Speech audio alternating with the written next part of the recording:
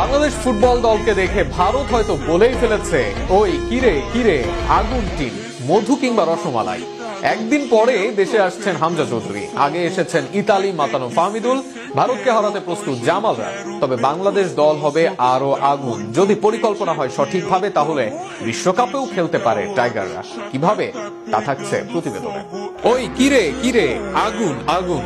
মানুষের কণ্ঠনালী ঠান্ডা করা তরমুজের বাজারের এই আগুন যেমন রূপক অর্থে, তার চেয়ে বেশ বেশি বাস্তবিক অর্থে সাউথ এশিয়ার আগুন মাফিক সেরা দল হতে যাচ্ছে বাংলাদেশ ফুটবল দল। এর মাঝে বাংলাদেশ দলের অংশ হয়ে গেছেন হামজা চৌধুরী ও ফাহমিদুল ইসলাম। হামজা বাংলাদেশ নয়, পুরো দক্ষিণ এশিয়ান ফুটবলের ব্র্যান্ড। বিশ্ব ফুটবলের পরিচিত এই মুখের বাংলাদেশে আসায় দক্ষিণ এশিয়ার স্পটলাইট গিয়েছে বাংলাদেশের দিকেই।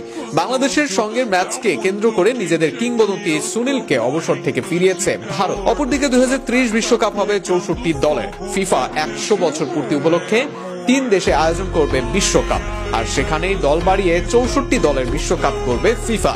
সেই বিশ্বকাপে সুযোগ থাকবে বাংলাদেশ দলের।